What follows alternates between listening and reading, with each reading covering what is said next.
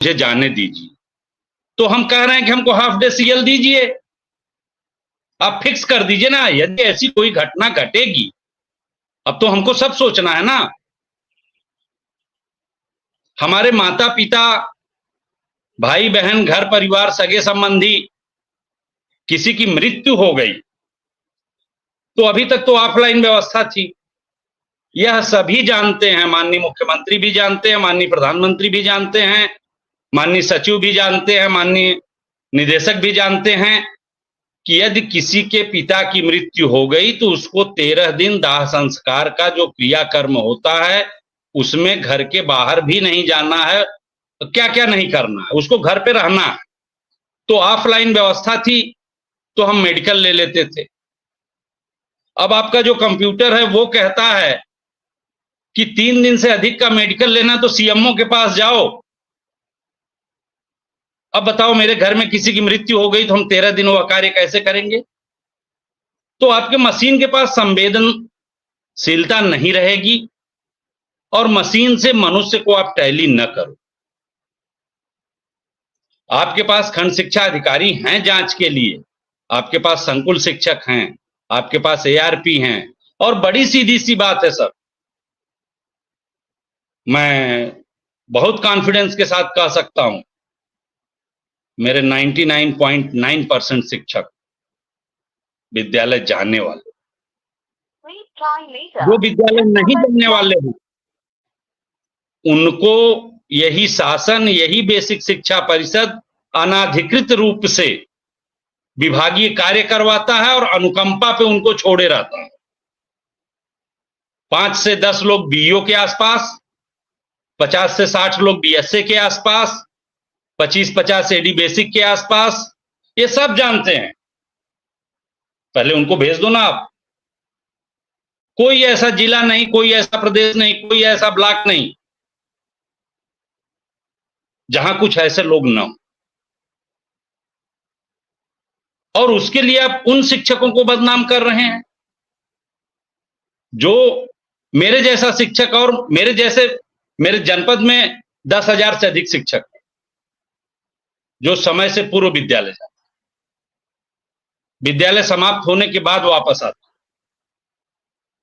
लेकिन ठीक है, अब आपकी क्या मानसिकता है, आपकी क्या जिद है, आप जाने। आज तो कहीं न्यूज चैनल पे हमने कुछ और देखा है, मन थोड़ा खिन्न है। लेट्स गो, हम ट्राई करेंगे।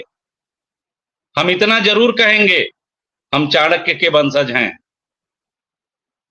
हम उनकी परंपरा के लोग हैं, हमें गर्व है कि हम शिक्षक हैं। हमारी मॉनिटरिंग करके, हमारा अपमान करके, हमें प्रताड़ित करके आपको कुछ नहीं मिलने वाला है। हम दशा और दिशा दोनों बदल देते हैं अगर चाह लेते हैं तो। हमें पढ़ाना ही तो है, और एक ही क से हम सब कुछ पढ़ा सकते हैं। क से कौवा भी पढ़ा सकते हैं, क से कबूतर भी पढ़ा सकते हैं, हम ग से गणेश भी पढ़ा सकते हैं, हम ग से गधा भी पढ़ा सकते हैं। पढ़ाना तो हमें ना है। आप हमको मशीन से क्या करेंगे? विद्यालय ला देंगे ना, मशीन हमको विद्यालय में ला देगी, पढ़वाएगी नहीं। और हम तबीयत से अगर पढ़ा देंगे तो उलट पलट का लंका जारी भी हो सकता है। हनुमान जी पूछने नहीं गए थे किसी से, अगर स्वयं से निर्णय ले लिया। जब रावण ने हनुमान जी की पूंछ में आग लगाई तो उन्होंने तुरंत डिसीजन ले लिया, अब करना क्या है, मत लगाओ, ये आग बहुत खतरनाक है, ये सोने की लंका को खाक कर सकता। मैं तो बड़े खुले मन से कह रहा हूं। आज हम गए थे डीएम साहब की ऑफिस में, एसएसपी साहब की ऑफिस में, एसडीएम साहब की ऑफिस में, डीएसए साहब की ऑफिस में, सबको अनुमति के लिए हम लोगों ने पत्र दिया। 15 तारीख को हम लोग प्रदर्शन करेंगे, जिले पर प्रदर्शन करके ज्ञापन देंगे डीएम साहब के माध्यम से। हमारे नए नवेले बीएसए साहब थे जो ऑफिस में मिले, बाकी सबके सबॉर्डिनेट थे, किसी के पीएसओ थे। ये आज की घटना है। ठीक है भाई, आप अपने लिए फ्री हो, आप बड़े अधिकारी हो, डज नॉट मैटर, लेकिन आपको बनाते हम ही हैं। इसलिए हम तो इतना कहेंगे कि सरकार को इस मुद्दे पर वापस जाना चाहिए, और यदि वापस नहीं जाती है, सरकार रिजिड है, सरकार तय है, तो हमारी मांगों को पूरा कर। नमस्कार साथियों, वीडियो आप सभी शिक्षा मित्र साथियों के लिए बेहद ही महत्वपूर्ण होने वाली है। दरअसल आज की ये खबर आप सभी के अस्थायीकरण को लेकर व रिसेंट में मिलने वाले मानदेय को लेकर है। दरअसल कब तक मानदेय आपका आने वाला है, और मानदेय के साथ साथ अगर हम बात करें अस्थायीकरण की क्या चर्चाएं हैं सरकार में, इन सारी बातों के ऊपर इस वीडियो में चर्चा करेंगे। सभी साथियों से एक रिक्वेस्ट है, वीडियो को आप पूरा देखें। चैनल को अभी तक आपने सब्सक्राइब नहीं किया है, सब्सक्राइब भी कर लें। अब चलते हैं अपडेट पर। हमें ना तो वो यात्रा भत्ता देते हैं, ना ट्रांसफर भत्ता देते हैं, कुछ नहीं देते हैं।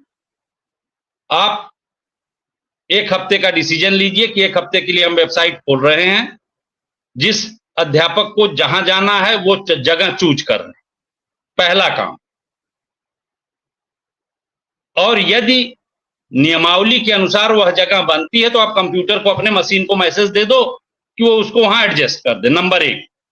नंबर 2, हमको हाफ सीएल दे दो आप, आधे दिन की छुट्टी, पूरे साल में 30,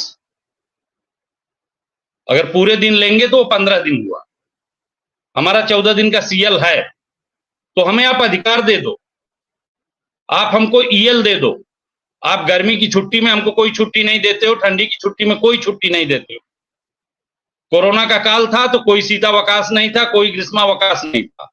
चुनाव का काल ये था, आपको पता है 25 मई तक हम लोग चुनाव कराए हैं, और 3 जून को जनगणना हुई है, मतगणना हुई है, और हमारा ख्याल है 1-2 जगह बाईपोल हो गया था, तो 27-28 मई को चुनाव, और 16 जून से फिर स्कूल खुल गए। तो हमको कौन सा 25 दिन की छुट्टी आप जोड़ रहे हो 20 मई से 15 जून? हमको तो कोई छुट्टी नहीं 25 दिन की मिली, हमको तो हफ्ते भर की भी नहीं मिली। शीतावकाश आपका होता है, वो आपकी मर्जी पर है, जब ठंड पड़ेगी तो आप बढ़ाओगे। 1 जनवरी से 15 जनवरी तक आपने अवकाश रखी है, तो वो तो हमेशा उस समय ऐसा मौसम होता है कि बंद रहता है। तो आप मेरा ही, माने वो कहावत है कि गला काट के आप सर में मेरे तेल लगा रहे हो, बाल बढ़ा रहे हैं, तुम्हारे सुंदरता बढ़ा रहे हैं। वो सब तो हमारी ही छुट्टियां थी, तो इसको हम छुट्टी नहीं मानते। हमको विद्यालय आना ही है काम। राय साहब, आज जी, सरकार ने एक और सिस्टम जारी कर दिया, लोगों का वेतन काटना शुरू कर दिया। बाराबंकी जिले से ये प्रोग्राम शुरू हो चुका है। वीएसए ने खुद आके कहा कि हम वेतन काट लेंगे। कई हजार शिक्षकों का वेतन काटने का ऐलान कर दिया गया। लगातार हो रही है बातचीतें। आज मैं सुन रहा था, कोई बीएसए का एक ऑडियो वायरल हो रहा है जिसमें वो धमका रहे हैं अपने बीआरसी और उन सबको कि हमें प्रत्येक स्कूल से, प्रत्येक ब्लॉक से 50-50 शिक्षकों की हाजिरी चाहिए। आखिर समन्वय स्थापित करके शिक्षकों को इसके लाभ और नुकसान समझा के शिक्षकों के बीच जाने में क्या खतरा है? क्या भय से, क्या अगर शिक्षा निदेशक अधिकारियों को डराएंगी, डीएम अधिकारियों को डराएंगे तो क्या योजना लागू होगी?